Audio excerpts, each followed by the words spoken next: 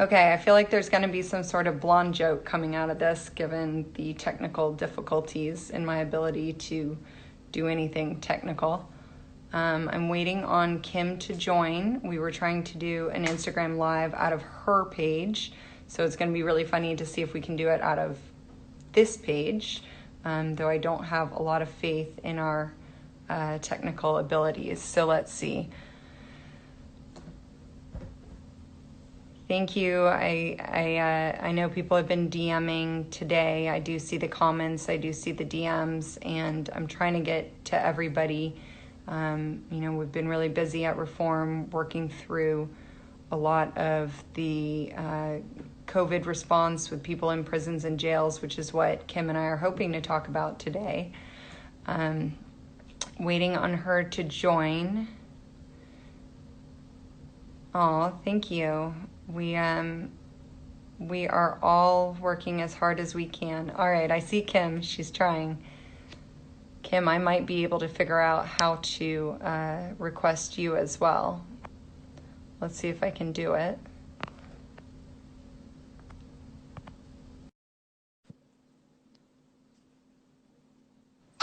Is this working? All right, we did it. Thank God. Oh Um, my gosh. Thank you. I Well, wish we can good. get this over to my page too. Can you see, Yeah, can we like record this video and save it? I think it'll record and go to my page. Others might have a better idea. Feel free to tweet and tell people you're on this page if you want. Um, Yeah. once it's recorded on my page, probably we can pull it over to yours too. Okay. Cool. We will figure it out. We will. Or maybe it goes, does it go on my page too? Because we're together? It would make sense. Oh, it's on both. They're saying it's on both. Okay. Yay. Okay. Yay. I was like, I bet there's a great blonde joke coming out of this, but I know the fact that we can't figure this out is like really bothering me. So yeah, I wanted to do this because I'm so grateful for everyone that watched the Justice Project, and Jessica has been a huge mentor for me and a huge role in that project that I did, but just in my journey of going to school again and learning so much about the system. So I think that it can be really scary during these times where people that are in prisons and in jails are experiencing what we're experiencing out here and dealing with COVID-19, but it must be just so scary for them that they're in these confined spaces. They probably don't have as much information about what's really going on. And then on top of that, they're getting all of their visits cut, and that their loved ones can't really come to the facilities during this time because of coronavirus. So I just kind of wanted to, you're my go-to person of who I call when I have questions and want to feel things out of like, what do you think is going on, in the prisons right now? What do you anticipate to happen? So I wanted to share that experience with my viewers to basically be on one of our personal calls about what I'm thinking, what I'm feeling, and going to my expert for the advice. well, thank you. And thank you for, but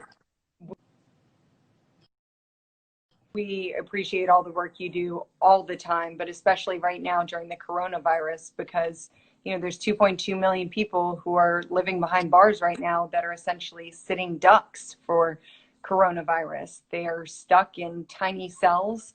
They don't have the hygiene items they need.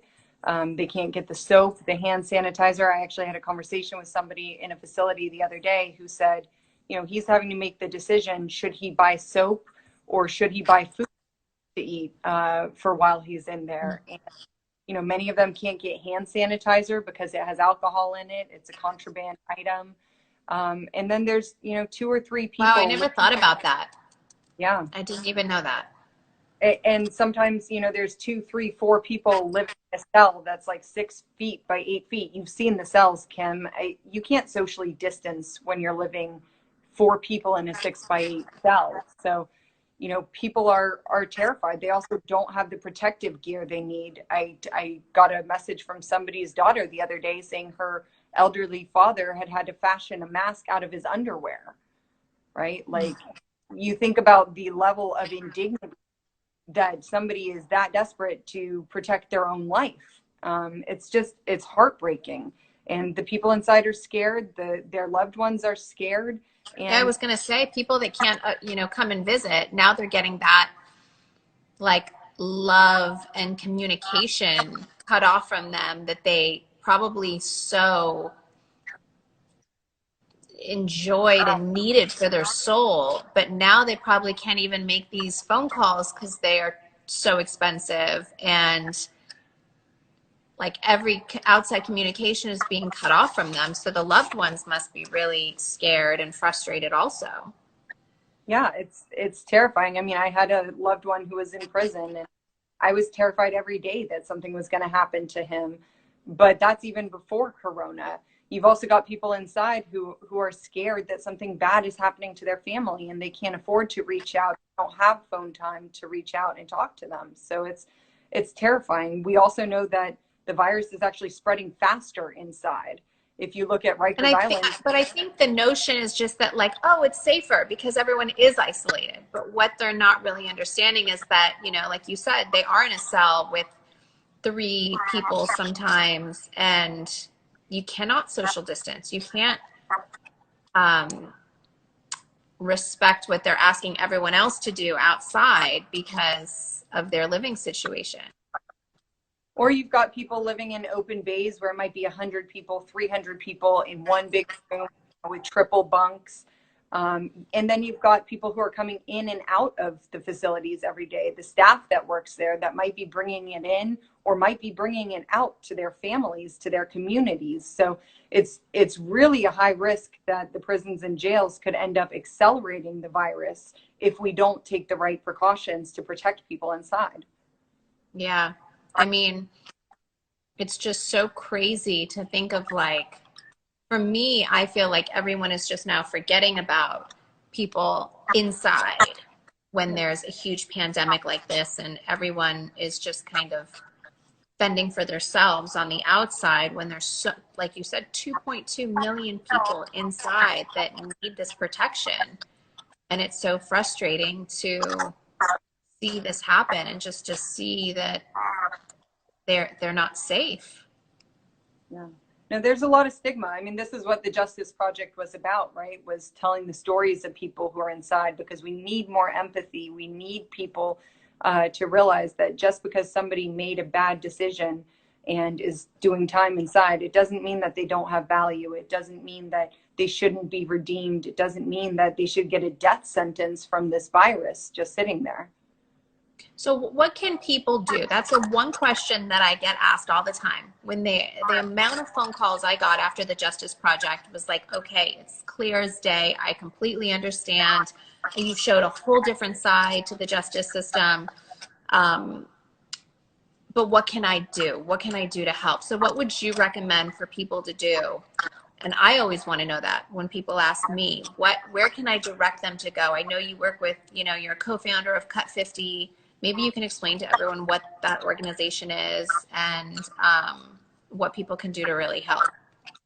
Well, I think so. I threw in my bio, I threw a link to a petition where you can sign our petitions to lawmakers. It also has a tool where you can call them directly. We've put together a safer plan. So their recommendations, Erin Haney, who you work with as well, jumped into action, worked with experts across the country, put together the safer recommendations that will help jails and prisons stay COVID-free, help protect people inside there. Now we need the lawmakers to adopt them and implement them. So I'd say go to my bio, go to the link in my bio, sign our petition, tell your lawmakers, I care what's going on inside our prisons and jails. We don't want them turning into morgues. We want people in there to be safe. That our communities are going to be safe. So get involved and help us get this implemented in all 50 states and in the federal government. Yeah, I will. I'll post a link to that as well later so people can really understand how they can help. I mean, it's just crazy to think that, Alice Johnson, if, she wasn't out now, she would be just sitting there, probably so scared that she was going to get the coronavirus. And it's just such a scary thing to think about. And I really urge everyone to listen to what Jessica said and sign these petitions, and that they help get all the laws passed and have all of the people that can make a difference. Really, I think it really puts the pressure on to step up and pay attention, not to forget about the people that are sitting in our prisons and jails that are scared just like we are. Yeah. And Kim, you're I think it's important to know that we're all going to get through this together, though, and it's about educating people to understand what they can do to really help. Yeah, and you're a shining example of what happens when there's public pressure around the prisons and jails, and how we can actually get people out, because there are a lot of Miss Alice's. There are a lot of people in there who didn't even commit a crime, but are there because of a technical violation of probation or parole. So they missed a meeting with their probation or parole officer, or they didn't make a payment on time. Or there's a lot of people who are there because they just can't afford their bail amount. They haven't actually been convicted of a crime yet. So, you know, there's people all that of those stories, when you tell me them, just those hit so hard. Just thinking of, I always tell people, once you get involved and once you get started in trying to figure out how to fix such a broken system, you get so overwhelmed because there's so much that is broken. And when I hear about bail reform, and just to hear that so many people spend so much time behind bars just because they can't afford their bail, and how just unfair every single part of the system is, it really is overwhelming. And so that's why I want to do whatever I can to try to help that. Thank you. Thank you, Kim, for using your voice to elevate this. Of course. Well, thank you for getting on the call with me. Are you doing okay? Kids okay? Kids are good. Hannah's studying from home, a little bummed that her Sweet 16 got canceled, but obviously there's a lot worse stuff going on in the world, so she understands. You studying away? I am. I'm hiding in every corner that I can get to sneak away and study. I'm going to put you on a call with my kids later so you can tell them that it's very serious, that mommy has to study, and to give me the space to do that, please. Yes, I will. I'll tell her. I saw North earlier. North, mommy needs to keep studying. The exam is coming up. She's quiet right now in my bathroom, so I'm going to let her be, and I can sit here and study afterwards and let her think that I'm still on our live chat, so she leaves me alone. That works. That works. Well, thank you, Kim, for taking the time and hopping on the live. Sorry about the technical issues, but I appreciate it. Of course. I'll talk to you soon. Bye, guys. Talk to you soon. Go to Jessica's Bye. page. I'll post her link.